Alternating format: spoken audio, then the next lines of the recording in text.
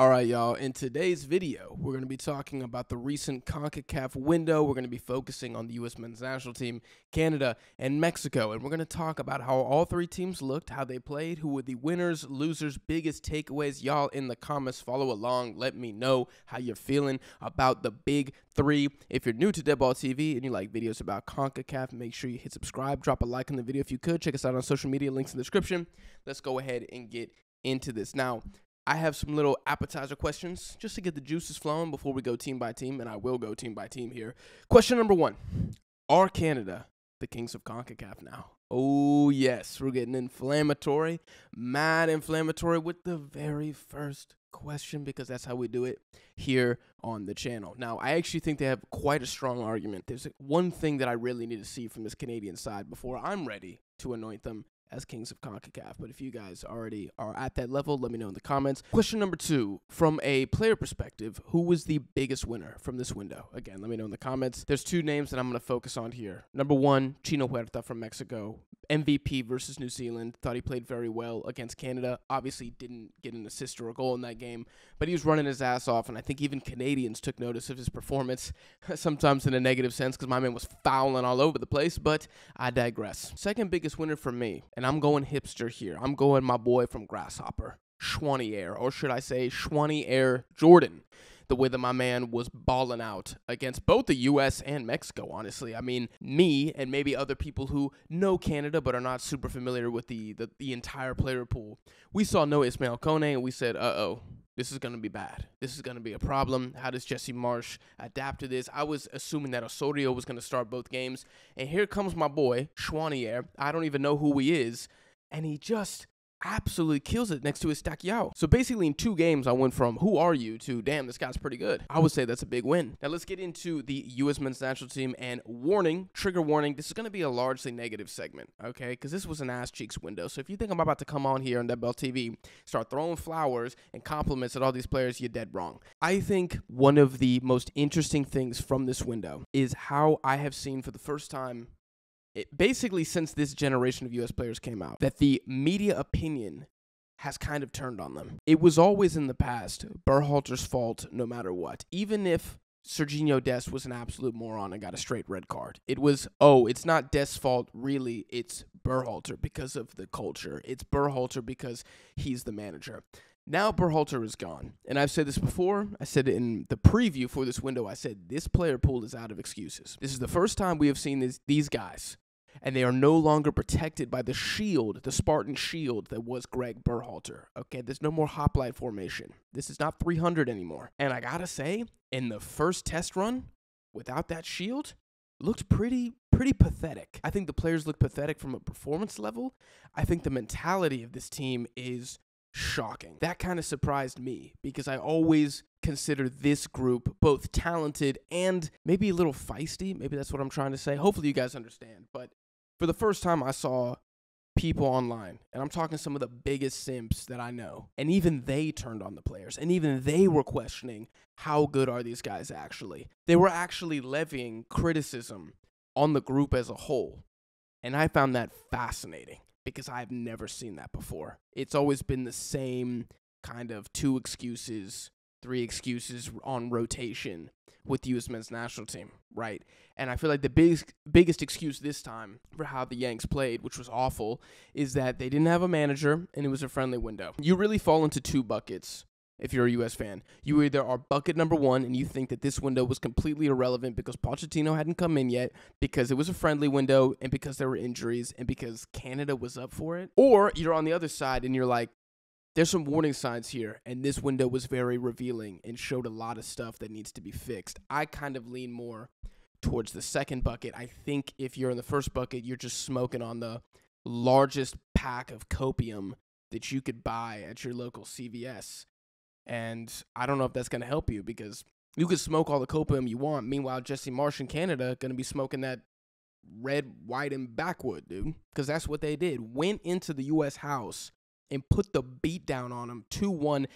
And I'm going to maintain such a flattering scoreline for the United States. It was a truly dominating performance from Canada. I think it was even more convincing than when Canada beat the U.S. 2-0 in World Cup qualifying away in Canada. It was really that bad. Basically, every player not named Patrick Schulte emerged from that Canada game as a loser, like genuinely, especially the midfield.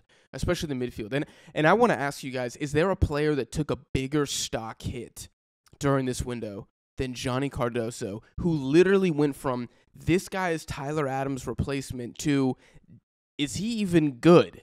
Literally in 45 minutes. I mean, what a shift. That was impressive to me, how much of a terrible showing he had against Canada. Now, I don't think Cardoso's a trash player. I don't think he should never be in the national team again. But I do think it is a little concerning how he looked and how he looked next to the other two midfielders. And I'm going to talk about Yunus Musah now, too. Like, this is a guy who I expected him to be the engine in the game against Canada. Brother, you're the only guy who's playing, who's got serious reps with the national team. You've been the starter for 3 years. And you go out there and you do kind of a typical Yunus Musah performance, which is like never that bad, never that good. He's just kind of there. 90% of the time, Yunus Musah is just there. And don't get me started on Brendan Aronson, man. Like, my man gets dispossessed for fun. And then we have Tim Ream, who, I'm not trying to be mean here, right? Because the guy's old, and he's been a massive servant to the U.S. men's national team. And everybody has their level fall off as they get older. But is there actually a rationale to start this man anymore? Like, why is Tim Ream starting for the U.S. men's national team? Because if you ask me, the only reason he's starting for the U.S. is he is in the plans to be the starter at the next World Cup. And if Tim Ream is going to be the starter at the next World Cup, the U.S. is not making the quarterfinals. The U.S. is damn sure not making the semifinals. Like, the guy's level has just been on a very obvious apparent fall off going back a year. Really, I think the only players who looked good against Canada were Patrick Schulte, and I cannot believe I'm saying this, Aiden Morris. Aiden Morris might have had the biggest stock increase of any U.S. player during this window. And if that does not embody the travesty that we just witnessed, I don't know what does. Like, genuinely, Morris and Schulte were the only people trying to put any ounce of respect on the U.S. men's national team crest. A lot of the other big boys, Balogun, Pulisic, they weren't, like, absolutely abysmal, but far from their best. And then to go and tie New Zealand 1-1 at home. God, the same New Zealand that Mexico put the smackdown 3-0 on 4 days before. And then you're going to come out to the media, and this is addressed to Christian Pulisic. You're going to come out to the media, and you're going to say, we need Pochettino to come in and change the culture. Are you joking, mate? I saw that, and I said, nah, something is seriously wrong with this team. And again, I'm not trying to be mean. I'm not trying to be an asshole, but you're the team captain, bro. You are responsible for the culture of this team. See, this is the kind of red pill that a lot of U.S. fans don't want to see. It is not completely on the manager. It is not on the technical staff to form the culture of a team. It is on the leaders. It is on the best players in the team. They play a part in that, if not a bigger part than the manager, because they're in the locker room. They're in the hotel room. They're on the pitch. They're the guys that really drive the culture home. And so it just felt like a kind of a loser moment from Pulisic there, a real failure of leadership. I think DeMarcus Beasley called it out even. Like, why are you waiting for another manager to come in and change this team when you can change it right now? You've been in the team for 5 years. This group of players have been together for 5 years. What are you waiting for? What are you waiting? And if the culture wasn't good, why did you advocate for the last manager? I thought he had a good culture. I thought you guys were close. And now you need Poch to come in and basically do a hard reboot? It just came off as really entitled, and I wasn't surprised to hear him say it. I wasn't that surprised because look at how they played. This group of players, they're a little entitled, aren't they? They're a little entitled, and they love to deflect blame. And I said they're out of excuses now. And lastly, on the U.S., Pochettino, man, he's got his work cut out for him. If you think this is going to be an easy job for Pochettino, you're a fool. I mean, look at what he has to work with. I think if you want a silver lining for the United States from this window, you can say this ass whooping will serve as the wake-up call for the team going forward. And that's a genuine possibility. It really could. Maybe Poch comes in. Maybe he's just got the Canada footage on a, 24/7 loop in the locker room in the mess hall. He's just making them watch over and over again Johnny Cardoso get dispossessed, or Tim Ream not know how to pass the ball anymore? And then Pochettino comes in and says, "Is this what you want? Because I can change this, but not unless y'all buy in. Not unless y'all buy in." But he's got a lot of work to do, especially to meet the goals of the fan base and of U.S. soccer, and that is nothing short of a quarterfinals at the World Cup, but it's probably a semifinals. Cannot start losing Nations League to Canada. You cannot be the first one to do that if you're Pochettino. You cannot lose the Gold Cup if you take it seriously in 2025 to Canada or to Mexico or, God forbid, to Jamaica. I mean, it would be a disaster. So Pochettino, he's got to do a very delicate balancing act. And honestly, I think his execution needs to be close to flawless for this to be a successful appointment in the eyes of everybody. If I forgot anything about the U.S., y'all let me know. Moving on to Mexico, beating New Zealand 3-0 in a pretty comfortable match before a 0-0 grind-out slog against the Canadians. Now, I think the biggest winners for Mexico during this window, I already said him earlier, Chino Huerta. I thought his performance against New Zealand was very, very strong. And then I liked that even Canadians were talking about how he looked against Canada. And I always think that's a very good and an objective pulse check. When you see the opposition, who are not very familiar with Chino Huerta, when they're talking about like, hey, this guy for Mexico, he's actually not that bad. He's actually pretty good. That to me is like, okay, that validates how I've felt about Chino Huerta for like 2 years now, fighting off the hordes who say that he's trash. And we still had people in the comments after the game saying he's trash. Like, y'all love to hate this man. Y'all love to hate this man. It's because you hate Pumas too. I know that's why you do it, but it's just absolutely crazy. So big winner, Chino Huerta, I thought, should have had an assist against Canada. Let's not forget that. And then Piojo. I think Piojo was a winner here. And I think he's a winner here because he's playing at a very competitive area of the pitch for the USMNT national team. Like, he is not the locked-in starter. You could say the same thing about Chino Huerta. Those guys are not the locked-in starters. And I think at least technically, Piojo showed that he has a bit extra that guys like Antuna just simply cannot bring to the national team. I mean, I don't think you can validate bringing Antuna back. I don't think you could before, but especially after Piojo looked in this window, I don't think you can. I believe he led the team in chances. People will drag him for not being super effective against Canada when he's getting marked by Alfonso Mother effing Davies. I mean, just crazy the expectations some of y'all have. Like, everybody, ask the U.S. how Malik Tillman did against Alfonso Davies. And Malik Tillman is still in Alfonso Davies' pocket right now. He's still in there. I kind of think that's it for the winners, to be honest. I don't think there's a lot of losers for Mexico. In fact, I don't really know if there are any losers. Maybe you could say Santi Jimenez, because Santi Jimenez again failed to score. Now, if we're being fair about this, he did do things well, but he should have scored against New Zealand, and he probably should have scored against Canada. It's a good save by Dan St. Clair, but he probably should have scored against Canada. I was a little frustrated when Aguirre pulled him in the 60th minute for Henry Martin, but I have to be fair. Santi has not done enough to make himself untouchable. Like, he needs to score goals. You cannot keep talking about everything else. You cannot keep referencing his form for Feyenoord. At some point, he needs to score goals for Mexico, and he still has been unable to do that. And because of that, we're going to see Memote get minutes. We're going to see Henry Martin get minutes. That's just how it is. And even though it bothers me personally, I understand why Aguirre is doing it, because he's like, yo, if you're not scoring the goals and you're my 9, I got to look to the bench. Another quick talking point for Mexico I wanted to bring up is the midfield. And I know that the Eric Lira-Luis Romo combo, I know that's a temporary solution, right? Because Edson is not available. But it is painfully obvious that that cannot be the answer going forward. And I really do not think Pineda is the answer at the cam going forward. And this is a dangerous bridge to cross, but I'm going to cross it. I've seen this movie before. It was like the Gold Cup all over again, where we see strong performances from Luis Romo and Orbelin Pineda.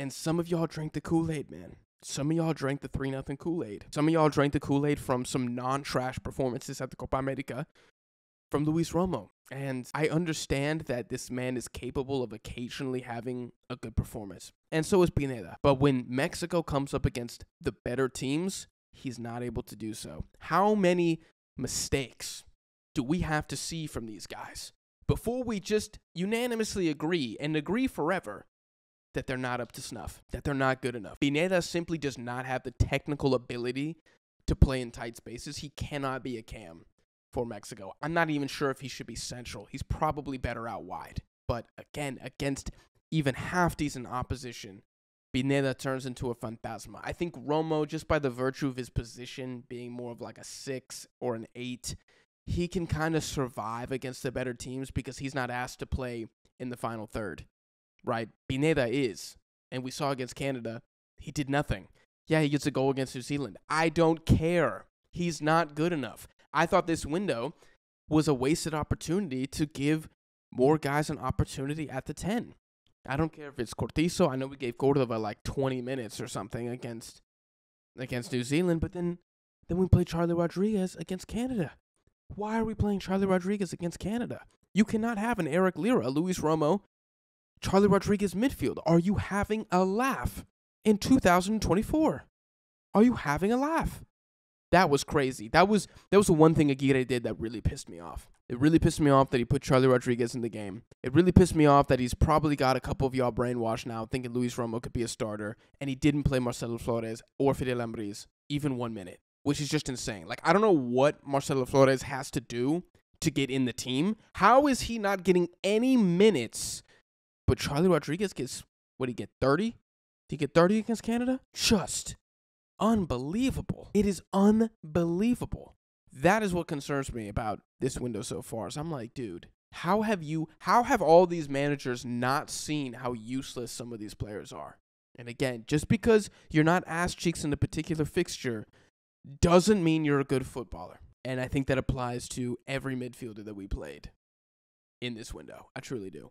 To end it on a positive note with Mexico, I do think the defense continues to be very, very strong. I mean, even Jesus Angulo did okay. And that, I think, shows you the strength of the overall unit. I think we allowed one shot on target in both games combined. That was the Kyle Laren header that was saved very well by Luis Malagon. We've even known this for a while, even like Jimmy Lozano's defense. I mean, 1 goal at the Copa America, and it was a penalty. The defense is very solid. Very, very solid. And that's why I didn't think this game was going to be a shootout during our preview, because I didn't see Mexico conceding more than 1 goal against Canada. And especially with Canada sitting Jonathan David, not a chance.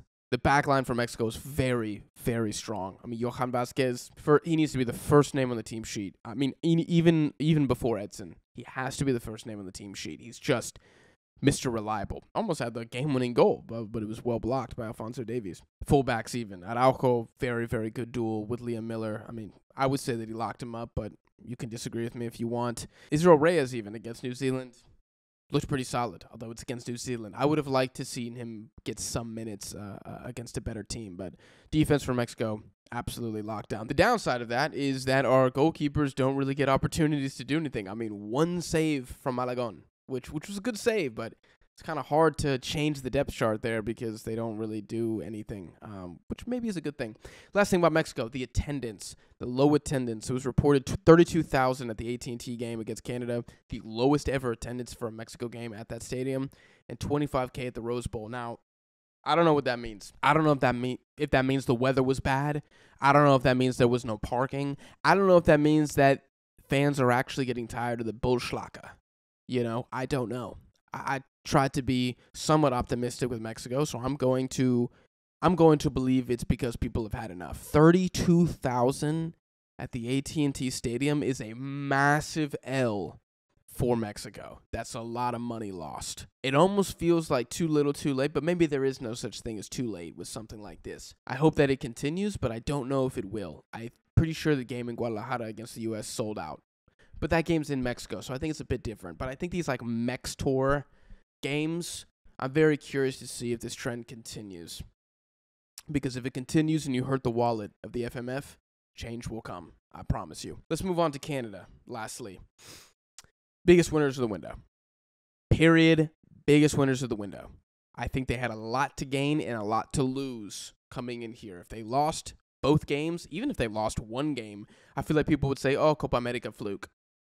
Oh, Jesse Marsh, got lucky. Oh, these players, they just, third best team in CONCACAF. If they came in and they won, if they beat Mexico as well, you say Kings of CONCACAF. You say Kings of CONCACAF. I'm not quite ready to say Kings of CONCACAF, but the streets will say Kings of CONCACAF. And sometimes the streets are right. Often the streets are wrong, but sometimes the streets are right. And they ran the U.S. off the park, rotated the squad heavily against Mexico, and still didn't lose. How Jesse Marsh has turned this team into a unit is incredible, and still a pretty short amount of time. And I think the appointment looks more genius with every single passing day. Like, I think the biggest strength with Canada is the athleticism of this team, and that is perfect for what Jesse Marsch wants to do. You could not have asked for a better marriage than Jesse Marsch in this Canadian pool.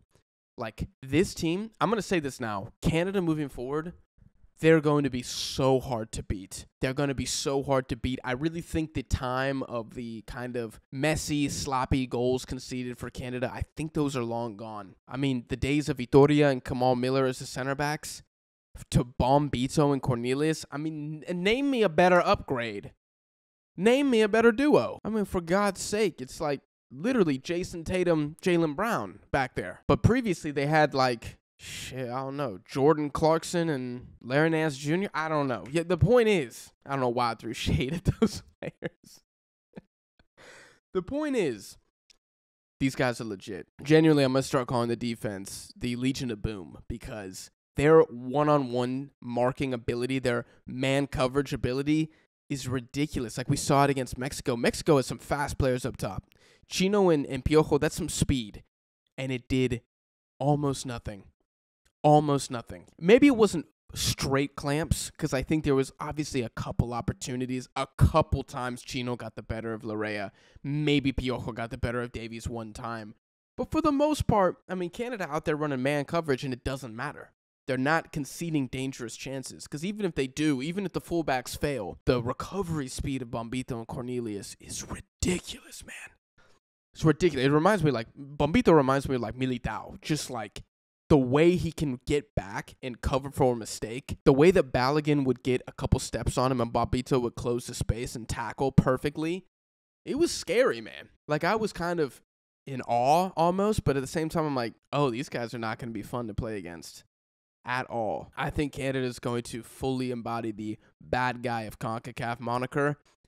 And with that defense, and honestly, this midfield, I think they're gonna do it and play the part very, very well. It was very hard for me to say a winner for Canada, because genuinely the entire team, except for one player, massive winner. Like Ali Ahmed, I really want to know what Canadians think in the comments, because he had quite the showing this window. And it's to the point where I'm not even sure if Jesse Marsch will continue to start Tejan Buchanan over Ali Ahmed, even when Buchanan comes back from injury. Like, Buchanan's not really playing too much at his club.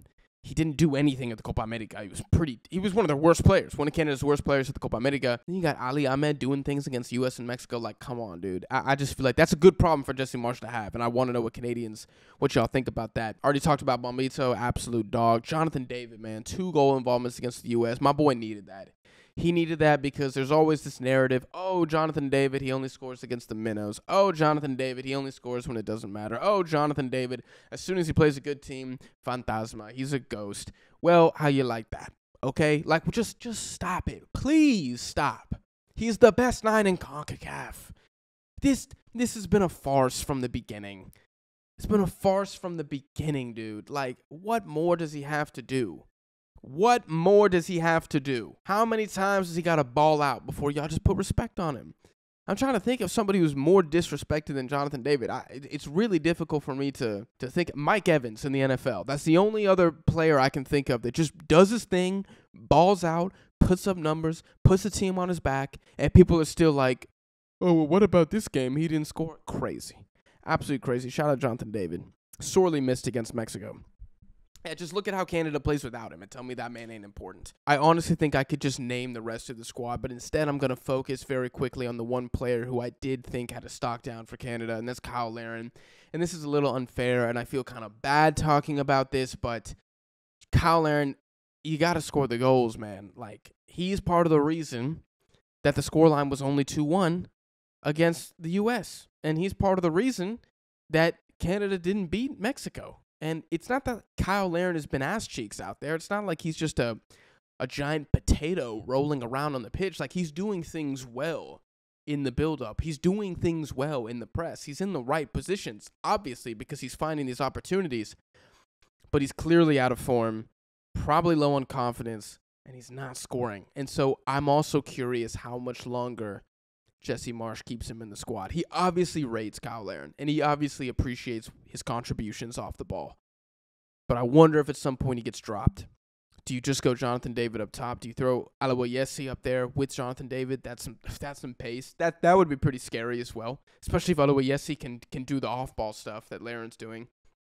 I don't know. I feel like he's the one guy where he's probably walking away and everybody's partying in the locker room and he's just sitting there in the corner like in the dark with the towel on his head is kind of what I imagine Kyle Larin doing after both of these games. But he's also, we're talking about one of Canada's top goal scorers. Like, you gotta kind of back him to come back. It's not like my man is 38 years old, right? It's just, I think he's just out of form. He's out of form, but maybe you drop him for a couple of games, just experiment with somebody else and see what that combination looks like up top. But yeah, Canada, I'm going to go massive W for this window. Mexico, I'll go a little minor dub. And the U.S. men's national team, I am going to go big L, dude. It was a big L on and off the pitch. Just not good from the Yanks whatsoever. But those are my thoughts, guys. You let me know what you think down below in the comments. If you enjoyed this video, make sure you smash the like button. Again, hit subscribe for more CONCACAF content. Check us out on social media. The links are in the description. And I'll see y'all in the next one.